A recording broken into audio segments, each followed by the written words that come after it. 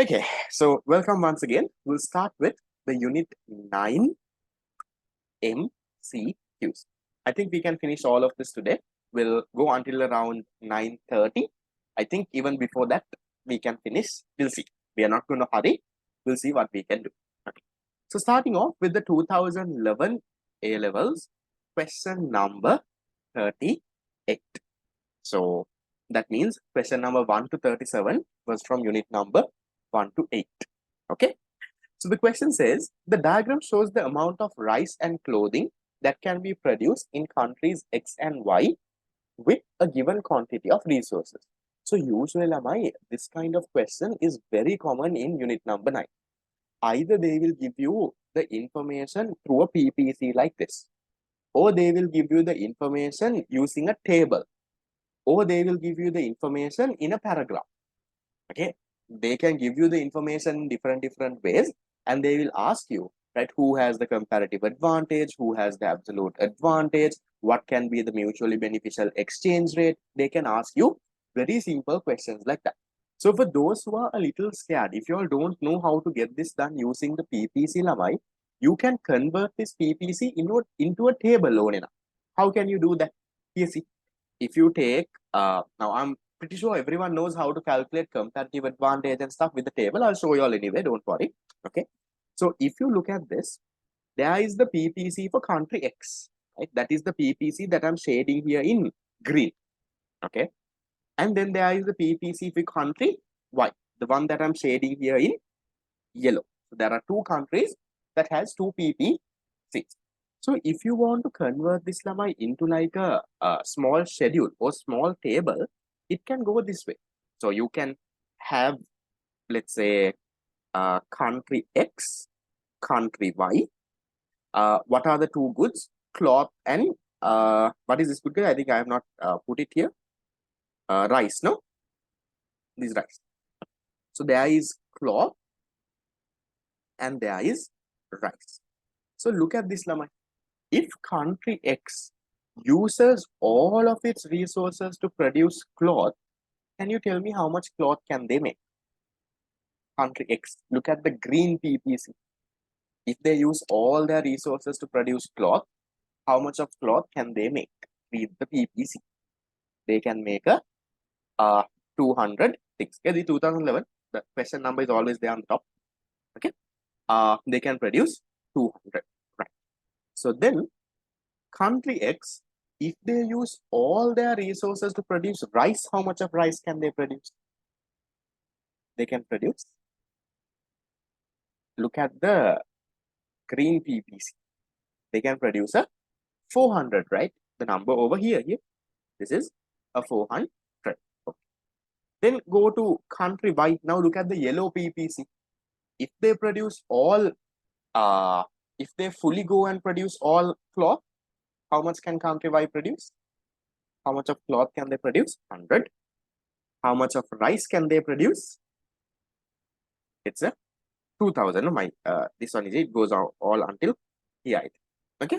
Now, so they can produce a 2000. Can someone just check the if you have the original PPC? It's drawn correctly, right? It goes until 2000. Okay. So they can produce a 2000. Then Lamai, now this is what you call your this is the table that you get. So now either you get it using the PPC or you get it using a table. If you can't, you can do the calculation with the PPC itself. But if you really want, Lama, if this is like the first few questions that you all are doing, convert this into a table like this. So you all know now country X, if they use all their output, all their inputs to produce cloth, they can produce 2.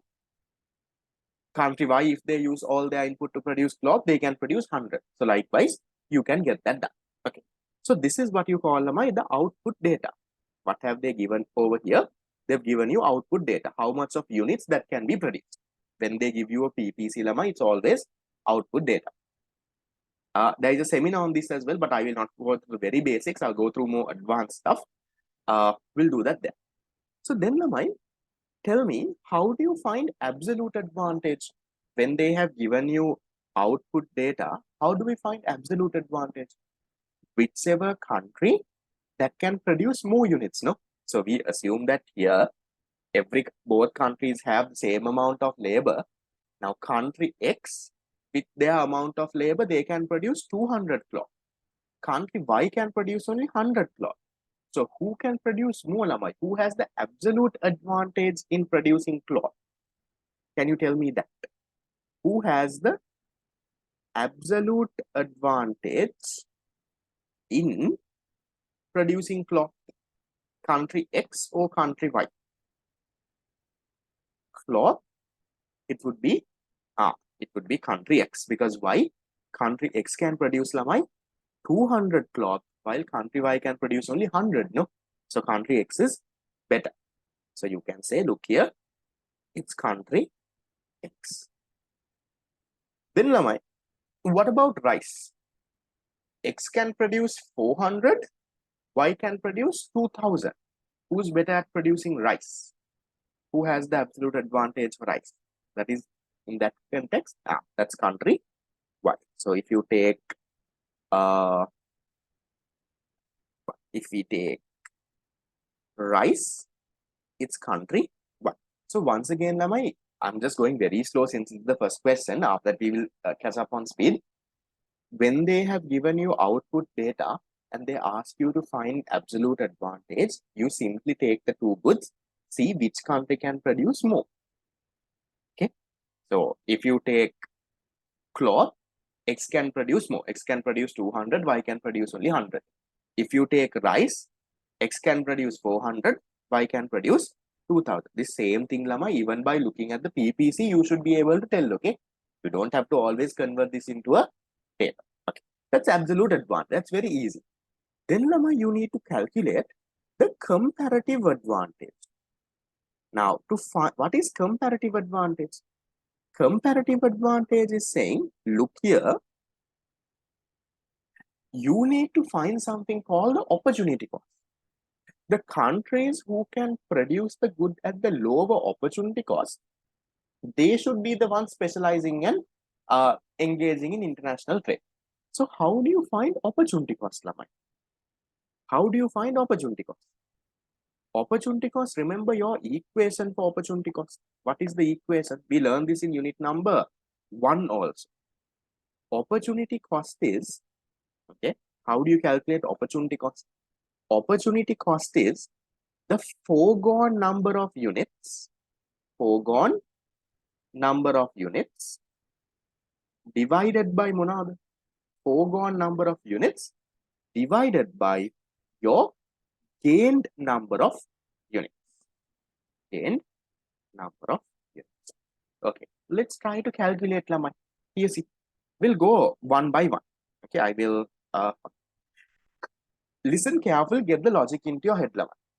Country X, if they want to produce 200 cloth, country X, if they want to produce 200 cloth, that means if they want to gain 200 cloth, they have to sacrifice 400 rice. So you have to forego 400 rice to gain 200 cloth. So then what is the opportunity cost of country X to produce cloth? 400 divided by 200. So that is 2 units of rice. That means in country X, to produce 1 unit of cloth, they have to sacrifice 2 units of rice. Then tell me for country Y. Country Y, to gain 100 units of cloth, they have to sacrifice 2000 units of rice. 2000 units of rice. What is their opportunity cost of producing a unit of cloth? Their opportunity cost is 20 units of rice. Can you tell me who has the lower opportunity cost to produce cloth? Country X or country Y? Who has to give up less rice? Country X, no? Country X's opportunity cost is only a 2 units of rice. Country Y, if they are going to produce cloth, they have to give up 20 rice. So their opportunity cost is high. So what is the comparative advantage theory telling us, Lamai? Comparative advantage theory is telling us, look here, the country that has the lower opportunity cost should specialize and produce that good. So country X will be producing cloth. Then let's calculate the opportunity cost for rice as well. So for rice, to produce 400 units of rice, that is to gain 400 units of rice, these people have to sacrifice 200 units of cloth. Foregone 200, gain 400. It's simply the reciprocal of the other one. So then how much is your opportunity cost? මෙන්න මෙතන 200 divided by 400, you get 0.5 units of cloth. That is their opportunity cost, 0.5. Then take country Y. To gain 2000 cloth, they have to sacrifice 100 units of, to gain 2000 rice, they have sacrificed 100 units of cloth. So how much is their opportunity cost? Their opportunity cost is a 0.05 cloth. So 0.05 cloth. So whose opportunity cost is lower? Who has the lower opportunity cost? To produce rice, who is giving up lesser cloth? That is country one. Now, okay. So few things to remember. Now this is the proper way of getting this done. Small things to remember is, if one country has the absolute advantage for one good, automatically other country will have, comparative advantage for one good. If one country has the comparative advantage for one good, automatically other country will have the comparative advantage for the other. Okay, have that in mind. So for MCQs, if you're really smart, now here in questions like this, they are not even asking you for the value. No. So automatically, if you calculate it just for one, if you realize these people have the comparative advantage for this, you can go and say, look here, the other people have it for the other one. Because sometimes in questions, they will not give you information, full information. They might give you, like only half of the information. So then you have to figure out, right, if these people have the comparative advantage for this, sometimes they might not give you information to find the opportunity cost for the other good. So you should figure out, right, if they have for this, means automatically other people have for the other one. Okay, those are just small shortcuts you will figure out along the way. I'm just letting you all know. So then Lamai will fill in our this one at the bottom. So if you take comparative advantage for, comparative advantage for cloth is with which country? Country X. They have the lower opportunity cost. Then comparative advantage for rice is with where? Country Y. Now remember, now can you tell me, these countries will specialize and engage in international trade based on what theory? Based on absolute advantage or based on comparative advantage? Based on which theory will they specialize on the certain good and start exchanging that good? Based on the comparative advantage theory. Have that in mind, Lamai. We don't care about absolute advantage. If they ask you which country will specialize in which good, you have to give it based on comparative advantage. Absolute advantage is a more redundant, or we say it's a flawed theory. So we don't make your decision based on that. You make your decision based on comparative advantage. So if the question says which country will specialize in the production of cloth, you can say country X. Country X has the comparative advantage. Therefore, they will specialize and produce cloth. They will be exporting cloth. Then if they say rice, then you can say country Y. They will be the ones exporting and this. Okay. So once you have figured out, Lamai, who has the absolute and comparative advantage, now it's just a matter of reading your answers and seeing which one is right, which one is wrong. We'll just go through the answers now. But which ones can you say, Lamai? First one, country X has both an absolute advantage and comparative advantage in cloth. Is that correct? Country X has an absolute advantage and the comparative advantage in cloth. So country X, okay, cloth, they have the absolute advantage. For comparative advantage also they have, right? It looks true. Maybe this can be our answer. We look at the others also. Country X has a comparative advantage in rice. Country X rice, no, no. For rice, who has it? Y. Wrong. Country X has the comparative advantage in clothing. Country X, clothing, okay. And the absolute, sorry, country X has the absolute comparative clothing, okay. This part is correct. And the absolute advantage in rice. No, no. Wrong. Country X has the comparative advantage in rice. Wrong. So country Y has the comparative rice. That is correct. And the absolute advantage in flour. That part is wrong. Country Y has absolute and comparative advantage in flour. Wrong. See, once you figure out, okay, it's different in the past paper. What is the past paper book saying? I typed it wrong. Answer number 1, right? Have I typed the question wrong? Yes, is the options wrong or have I got the numbers?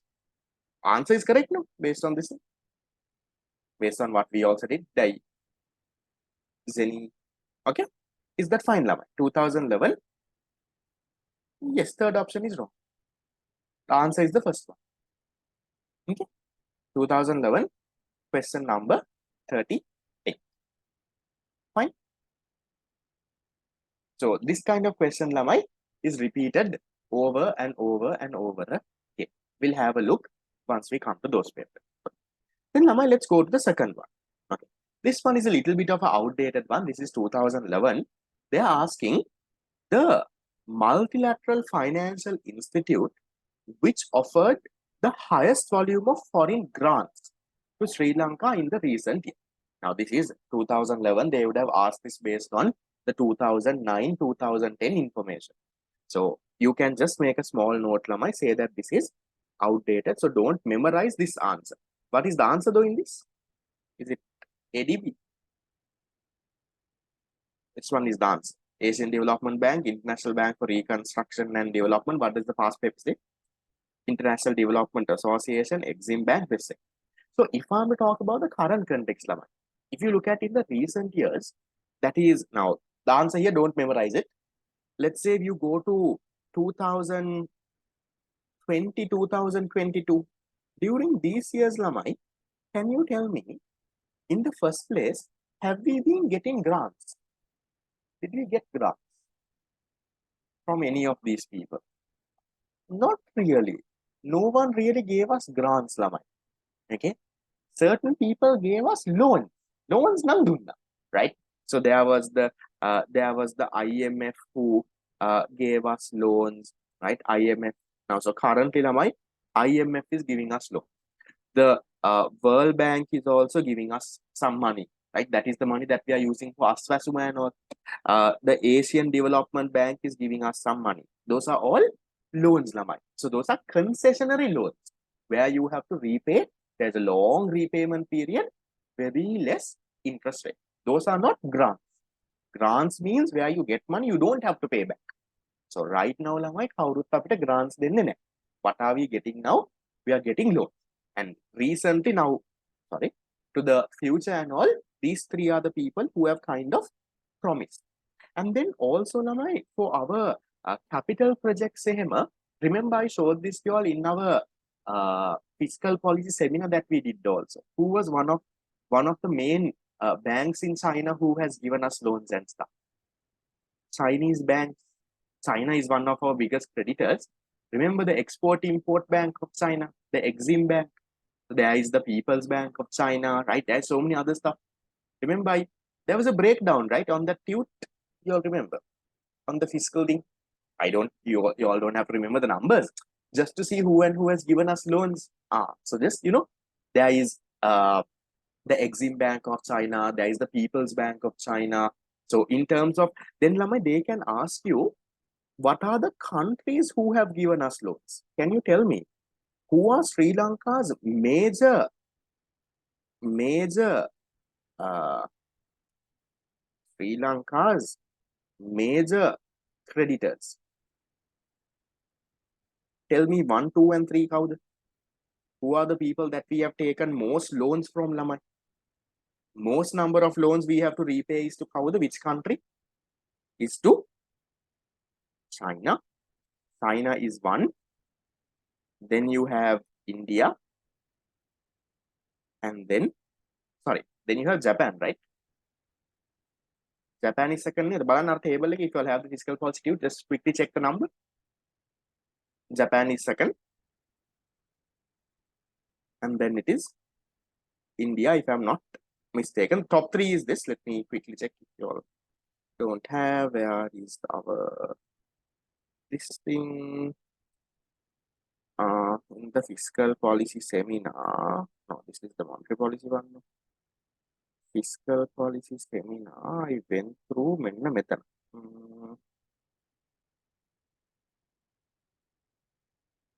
Where is the expenditure, public debt? Maybe. Oops.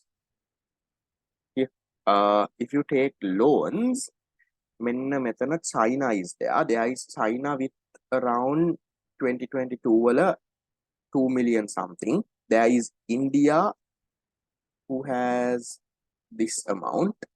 There is Japan who has this amount. Yes. So it is China number 1 and then Japan number 2 and India number 3. These are 3 biggest bilateral creditors of Sri Lanka as of 2022. Okay. So coming back to the tute. Go ahead, the past paper, select number 9. Okay. So remember, these are the top 3 people who are the major creditors of this thing. So you have China, Japan, and then India as of 2022. So remember, Lamai, we have not been getting grants recently. What we have mainly been getting is loans. Bangladesh, they already gave us a currency swap and we have repaid that. I don't think they're giving us a new loan again. Okay, now, just have that in mind. So don't memorize the answer for this. Now, then we'll go into 2011 question number 40. Now this one, Lama, is again a very common question in your paper. So since this is the first question, I will go in detail. No, currency swap is kind of like a loan, but theoretically you don't consider that as a loan. Okay, but has to be repaid. So here, see, Lama, they are saying they are giving the export price index and the terms of trade, and they are giving year 1, year 2, year 3, and they're asking based on this what can happen. Okay, so for a question like this, Lama, okay, it's a very simple question that revolves around a few things. When they say terms of trade, what is terms of trade?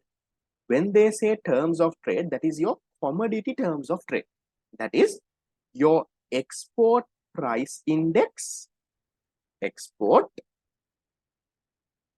price index divided by your import price index, into 100. Guys, I think I missed a 0 here. Can you make this 100? Yes. The first number here, I think it should be 100, not 10. Okay. So export price index divided by your import price index into 100. This is your terms of trade. With this equation, if you play around, you can calculate everything else.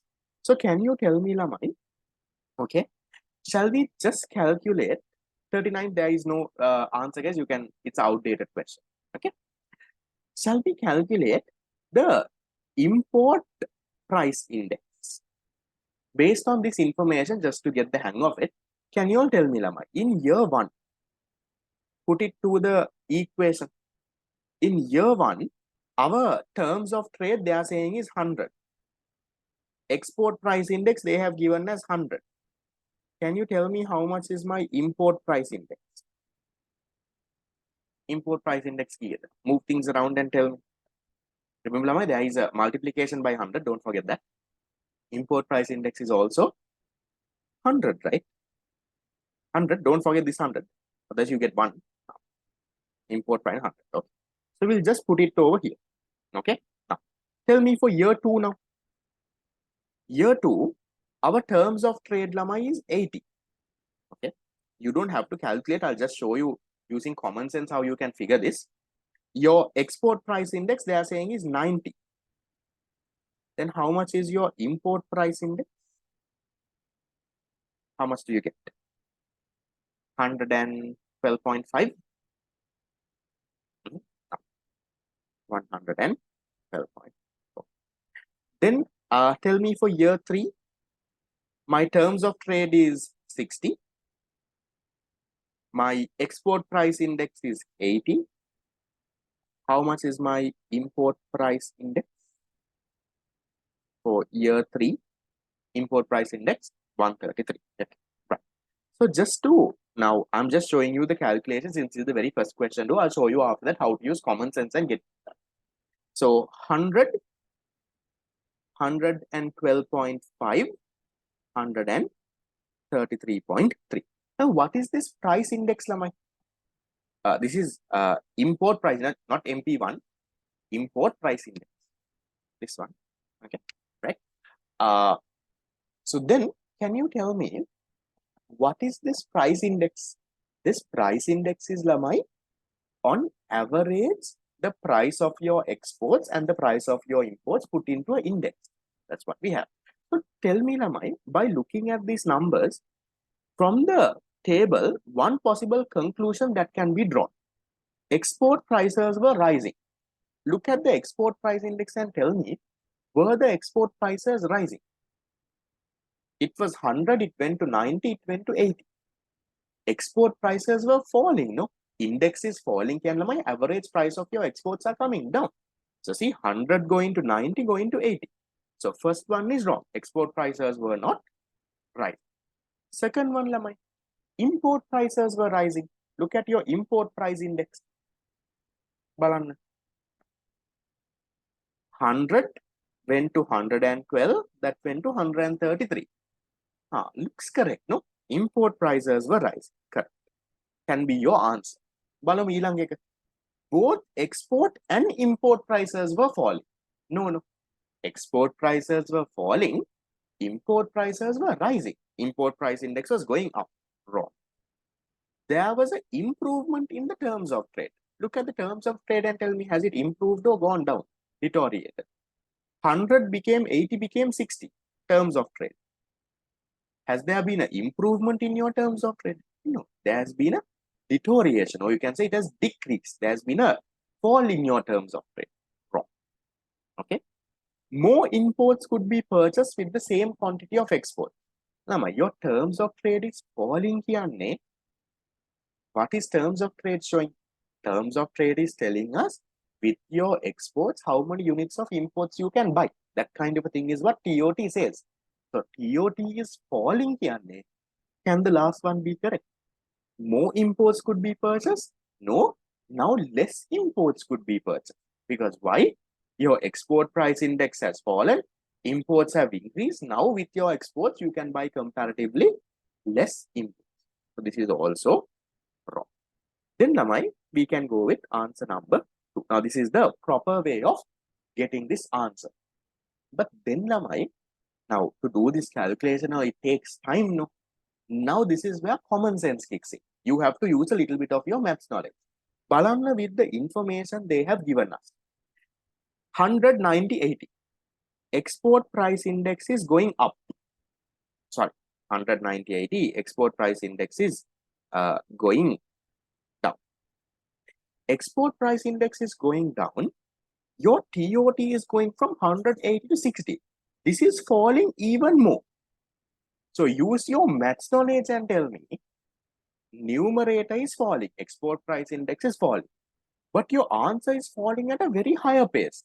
So what should be happening to your import price index? Denominator. What should be happening? Your import price index should be rising, right? This is a little bit of common sense for you to think. So you don't have to do calculation. You don't have to calculate all of this. So remember, guys, if the denominator falls more than that, then your TOT will rise. Okay. So your numerator, export price index, is falling, but your TOT is falling by even higher rate, means that the denominator is also rising. No? Think a little and see. Use a little bit of your maths brains and see. So you don't always have to do the calculations and figure it out. With using your common sense, you can figure it out as well. So that is 40, answer number 2. So the 38th question and the 40th question, Lamai, is repeated in almost every paper.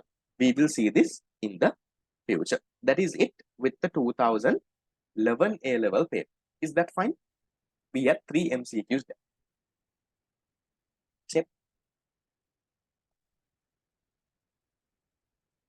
Okay.